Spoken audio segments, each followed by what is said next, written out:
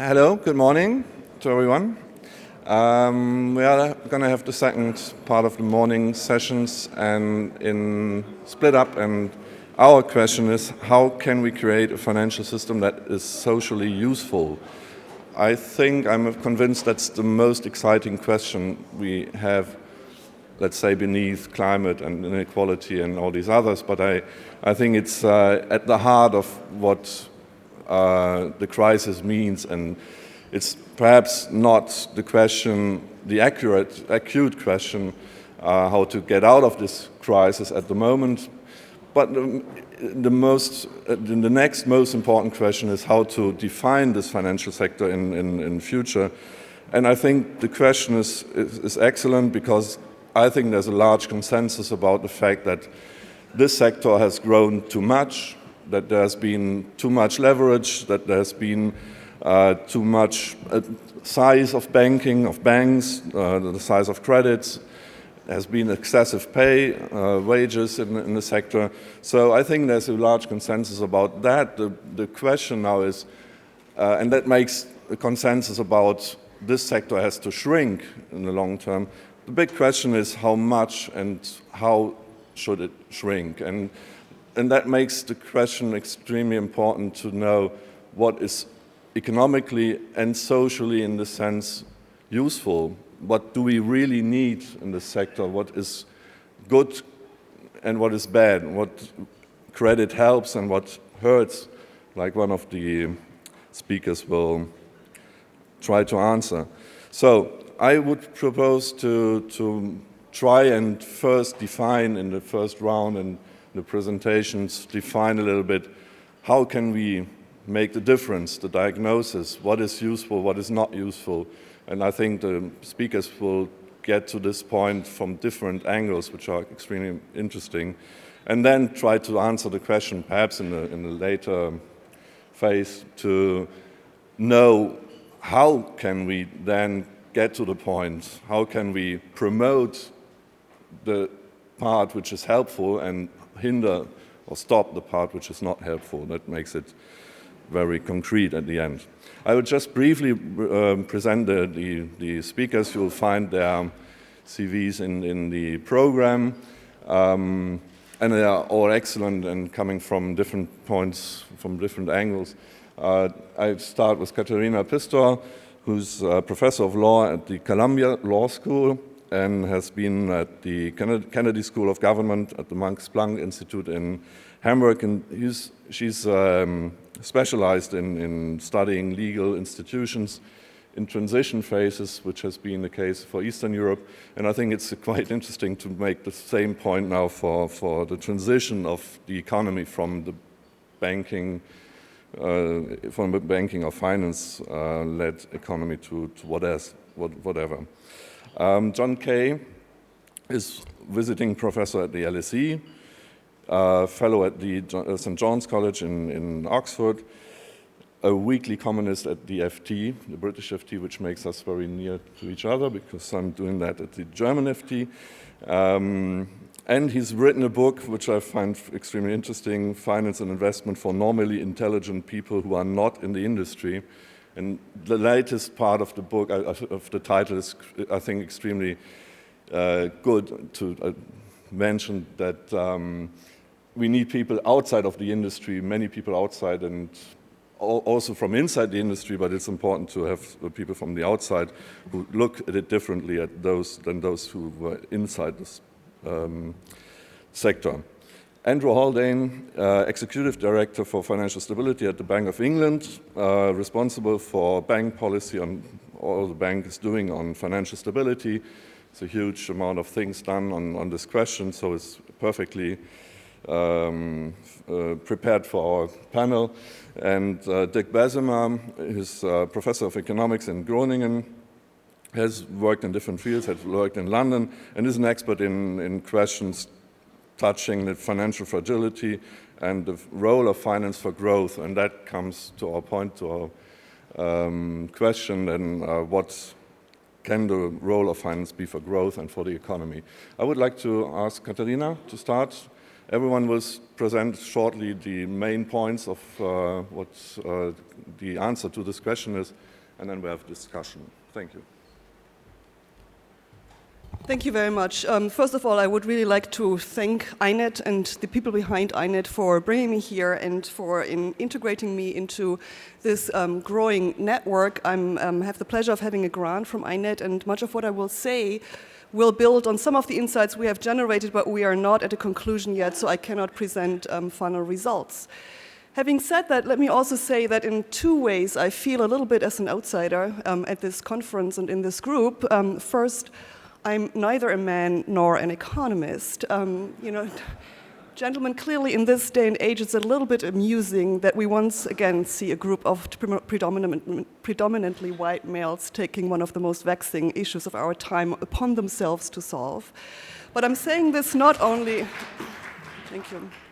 I'm saying this not only to amuse. I also want to draw your attention to an interesting literature in sociology, network sociology, which suggests that if you really want to do new things rather than recombine old things, you have to breach existing spheres of exchange and you have to bridge structural holes. That is, we have to network with people in other spheres of exchange. So maybe in the future we can do more of that.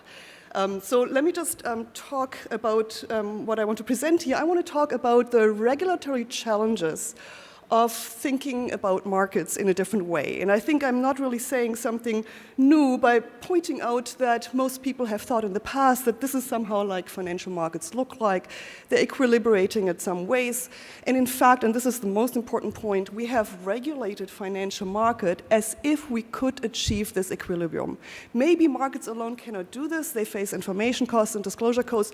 But if the law can just be twisted a little bit, we can actually get there. Now, in fact, I think markets look just much more like that, financial markets. Of course, Prince quipped that as long as the music plays, we have to get up and dance. There's some deep truth in this statement, but I also want to point out how true it really is. It actually suggests that markets are not simply not in equilibrium, but that markets are deeply hierarchical. They're hierarchically structured. Clearly, not everybody can get a seat on this chair. But who gets a seat actually is also not entirely random either, but it's very much determined by institutions, strategies, and relations. So we have essentially two views of finance. One suggests there is something as an equilibrium, at least as a heuristic device. We can try as regulators to get there. If there are distortions, we have to fix the distortions. We have institutional fixes. We can reduce transaction costs, enhance disclosure requirements, align incentives, et cetera, et cetera. It basically suggests, as Roman Friedman has suggested as well, that there is something like predetermined models in the minds of economists or regulators that can be used to fix the problem. If we think about financial markets as hierarchical, then clearly we have to deal with the fact that all of the players have some kind of a survival constraint. Minsky was alluded to by Perry Mehrling and others at this conference. The point is the survival constraint differs for different actors. We have different survival constraints for different countries. Not all countries have a global reserve currency. We have different survival constraints for different actors within a system and across systems. Now, the major important incentives for most of the actors is to enhance their survival constraint by pushing the elasticity of their own survival constraint. And they do this, we can do this through laws and regulation. We do this through financial engineering, and much of the financial engineering in the last 20 to 30 years has played that role in a big way. We can do this through gaining access to a lender of last resort, be that private or public. And of course, it's also affected by the gap between expectations and outcomes. Again, this goes back to imperfect knowledge economics that Roman Friedman and Michael Goldberg have developed and that we've been alluded to here at this conference. What I want to do is to do two institutional autopsies to suggest how these two themes, how the issue of hierarchy, but also the institutional configuration of markets really plays out in the real world. I'm doing this a little bit in the spirit of Antonio Damasio's neurological research. It's basically like looking at patients who had a frontal lobe defect and see how they behave. We're looking at a system in crisis because in real times when the system is not in crisis, it's very difficult to disentangle different aspects that make the system work or not work. So let me just first allude you to a picture that you all are familiar with, I guess, the balance sheet of the Federal Reserve in 2008 and 2009, and the different markets it had to take on to its balance sheet. There are 2 points I want to make here. First of all, it's truly hierarchical. Not everybody got their assets put on the balance sheet of the Fed. You couldn't just hand over the keys of your house to the Fed and get the value of that house in cash so you could continue flipping houses on the market. But that's essentially what many financial intermediaries could do. Not every central bank in the world got a swap line, only some did, and the Fed could decide which one would get it, which actually puts the Fed at the apex of the hierarchical system that we have globally and domestically in the United States. The second point I want to make is that these financial markets are institutionally configured. I would argue that this picture is the exact mirror image of the financial markets that have evolved over the last 30 years. Others have made this point as well. Let me show you briefly how. And I want to have both. I don't get both. Anyway, that's too bad. I had two columns here. But what I want to say is that in 1968, the securitized mortgage was actually created by a legal instrument, the Housing Act. The second institutional innovation that is absolutely critical is 1974, the Treasury Amendment to the law that was trying to enhance the regulatory abilities of the Commodities Futures and Trading Commission, which exempted essentially all derivatives from any kind of regulation. In combination, these two things set the framework for the innovation of institutions that we've seen emerge over the next 30 or 40 years. We have, in 10 years later, it seems to be like a long time, but conceptually it's actually not such a big leap. We have the collateralized mortgage obligation jointly created by Freddie Mac, Salomon Brothers, and First Bank Boston. Now, I think these three instances already suggest we don't have regulators here and markets there. They are joint forces. Sometimes they set the stage inadvertently, and sometimes they set the stage advertently for new innovations, and I think that we have to understand the integration between the two. We have then, of course, the explosion of the market for asset-backed commercial papers. Everything that was on the balance sheet before was created then. We have the credit default swaps as the next innovation. And finally, we create even an entirely private regulatory regime for derivatives sponsored by ISDA in London. Now, I think that the major point I already made is markets are institutionally configured, they co-evolve, they respond to one another. Whenever you put rules and regulations in place, you trigger a response that is difficult to anticipate in the long term. So I'm not sure I want to sort of tell you a conspiracy theory, but what I do want to say is that whatever regulations we have put already in place in response to the crisis are in real time creating counteractions of the markets, and we better monitor them because then they will blow up the system next time around. Let me just go to the next case study before I draw any lessons here. The next case study, I wanted to have one comparative and global one because I don't want to focus only on one system. Financial systems are global.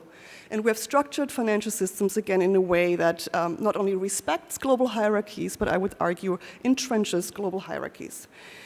Here is basically the history of credit markets in Central and Eastern Europe. And as you can see, they all went up, big way. They had up to 70% per annual growth rates of credit markets in the region in the years leading up to European integration and the crisis, and then the big bust afterwards.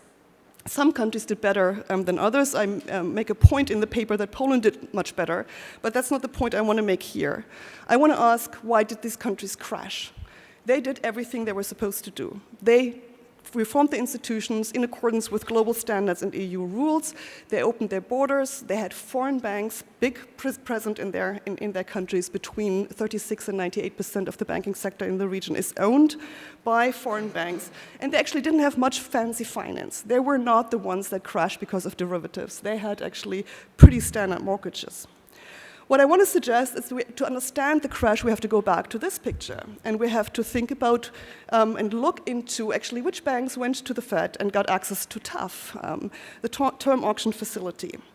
Here's a list of banks that did get access, and I want to focus on UniCredit, an Italian bank that bought Kreditanstalt in Austria, through which it got access to all the networks of banks they had throughout the Central and Eastern European region. The point is that finance is really global in the sense that the newly privatized banks in Eastern Europe no longer funded their expansion in Eastern Europe or in a given country by local deposits, local fundraising, but essentially they sourced funds on global interbank lending markets and pushed them through into these countries, right? So it's a push-through system, and I think I should have added another arrow, namely that all the dividends went right back into the parent banks. Right, so you have a foreign funded, and that of course exposed these countries to the volatility of global markets, which they didn't know and weren't told, because we told them this is FDI, it's sticky, it's not portfolio capitalism, you know, it's just you get foreign bank ownership, everything will be fine.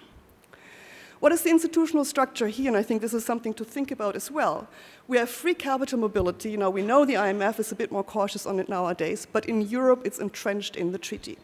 It's an obligation not only vis-à-vis member states, but third countries too. You cannot restrict capital inflows, with the public policy exception, which the ECJ has interpreted rather narrowly. We have standardized global rules, right, and have done as if we could use the same standards for everyone. If I'm right that the system is inherently hierarchical, as Perry Mehrling actually has put it, then it makes no sense to standardize the entire system on the same set of rules, in particular since we use typically the last man standing rule. And by the last man standing rule, I mean the rule that is best for those institutions that have greatest access to lenders of last resorts. That is the rules we have used, and it's clearly unsustainable for people down in the hierarchy. We have created limited liability for parent bank regulators and parent banks by the system of the Basel Concordat, and a similar system exists within the EU, which basically means that for the subsidiaries that operate in Central and Eastern Europe, the parent bank regulators have no obligation. They took on consolidated regulatory powers, but they have actually not monitored what was going on in the region, which exposes, of course, the host countries to the immense risk of liquidity. And we, of course, have argued over the last 20 years, the entire law and finance literature is full of that, is that we have to strengthen creditor rights no matter what. The bias is towards creditors. If there is fraud, if there is inability to pay, it's typically the debtor's fault, and we know the same story goes on in the housing market in the US as well.